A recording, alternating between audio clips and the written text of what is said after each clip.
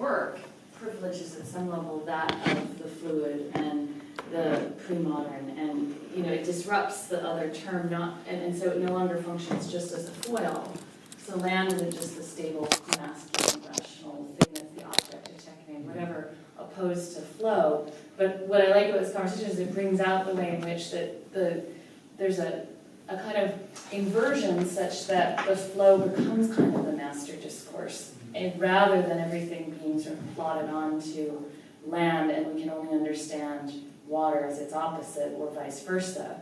By inverting it, seems like we move out of that notion of like these things can only be understood in a binary and much more in a kind of cross-contamination. And I think that might speak to what we were talking about in the last session about, okay, we want a grand narrative, but like, is it every grand narrative meant to sort of dictate the terms that everybody has to sort of obey then? We fit in one way and we just, we invert it and maybe then we tell it from the point of view of the spoil heap, but then like that inversion changes how the common denominator is articulated and built. And that comes out really nicely, I think, in the way your work puts these two things together without allowing them to function as just foils to one another. I think it came out gradually as well. In the beginning, I think that somehow it took a few acts to kind of completely settle in that fluid space. So I have the feeling that in the beginning I was also a bit more rigid somehow about the works, and by repeating the same thing, somehow I became more focused also on this. I somehow focused more on this Medea character in more levels rather than the actual visual thing. But, yeah. Well, I think association is rather relevant to this discussion. Between the two works, Phoebe and Stefania, there is this concept that is hiding behind the myths of Thetis and Medea, which is killing the sun in a way. So there's in both myths this Phoebe side. And I was wondering if we can trace through all your works this hidden concept of murder that is coming. Or is it my association that is on my imaginary that is associating your works with some kind of non-expressed act of death? Or is it something that you would like to speak more? Because even Chimera is associated with murder. Yes. Because she is a monster that is killed. And the goat is also something that is meant to be sacrificed. For me, it's very, very basic. The murder and the grief and the way the mortals have to be faced to that. So, but I don't like to present it as a main problematic, even if it is inside and hidden, as you say. And this project that I could not have the time to show you, I take the tragedy, the word tragedy, and there I try to find where is the animal, what does it have to do with tragedy, if it has to do with death and sacrifice that is always present inside the myth in order to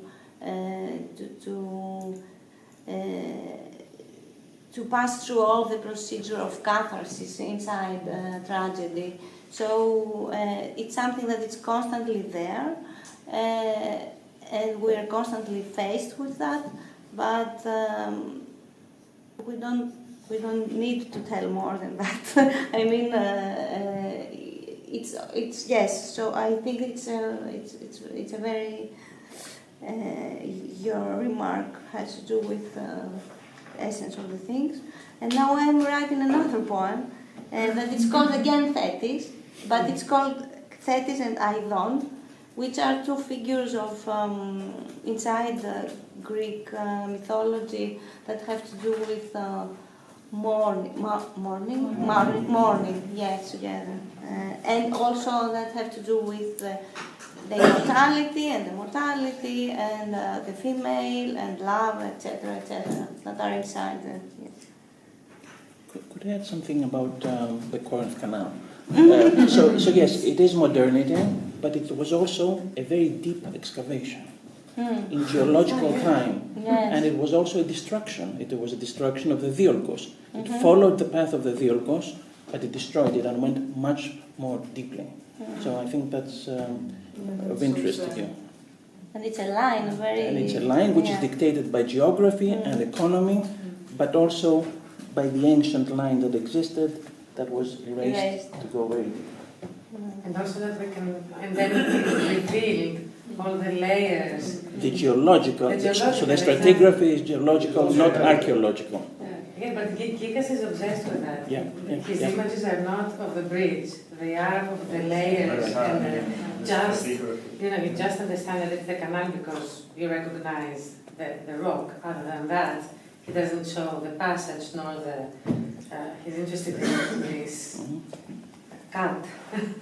It speaks so nicely to what we were talking about at the end of the last session about could we do it all, or are we always making cuts? And every choice is to speak about X is to not speak about Y. And we can't just, you want to sort of include it all, and yet we can't. And we have to sort of face up to that and take responsibility for the choices we make and what the blindnesses that are revealed in retrospect.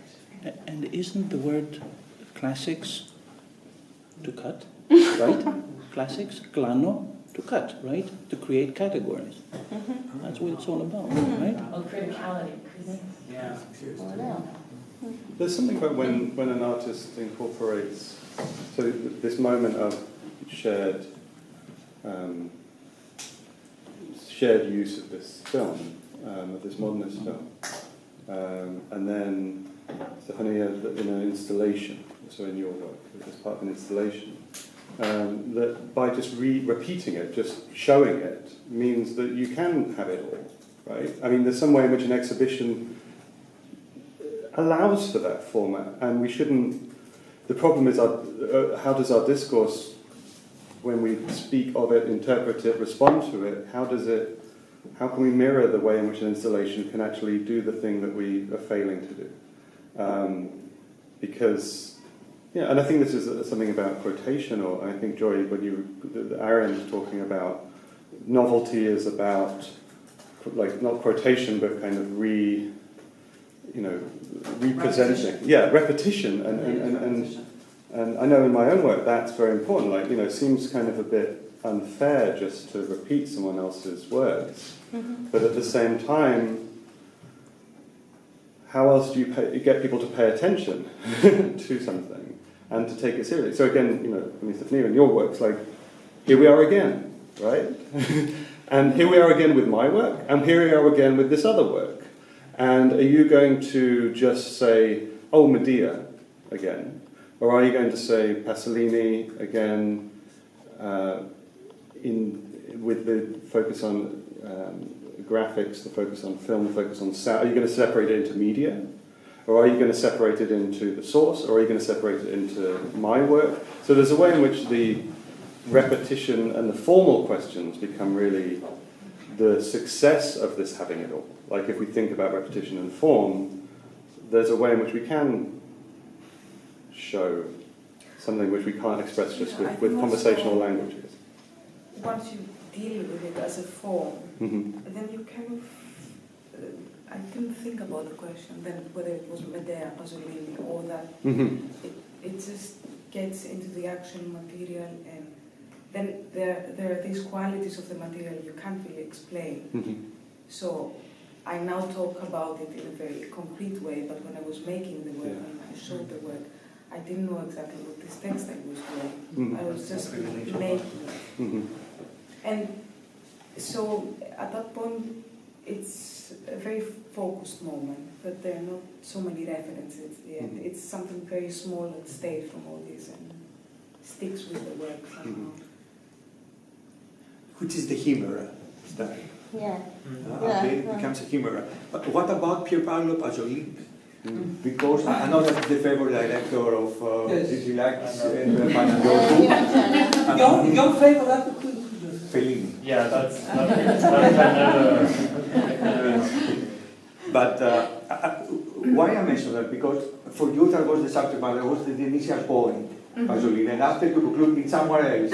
But for you, I have this feeling that I would like to ask you, do you think that maybe if there is any aesthetically, if there is anything that is connected with your film production, maybe Pasolini could be also a reference in terms of the aesthetics, in terms that Pasolini explains the land, Yes. the general. Yes, I am very positive. Yeah. The short answer. Okay.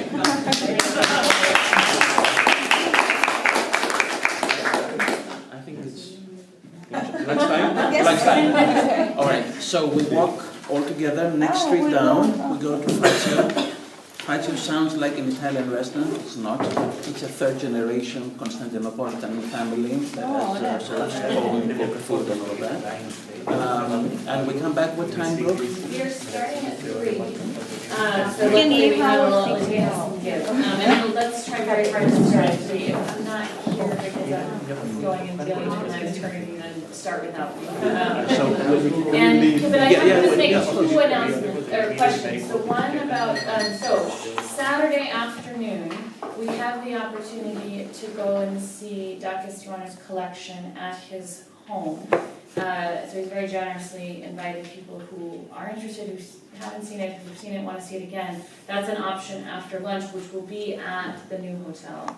And so, could you let maybe Carolina and Kim be the point person, and we'll orchestrate and see. What time will it be? Well, lunch is at 1 on Saturday, so what would it be like? Around You guys- 4.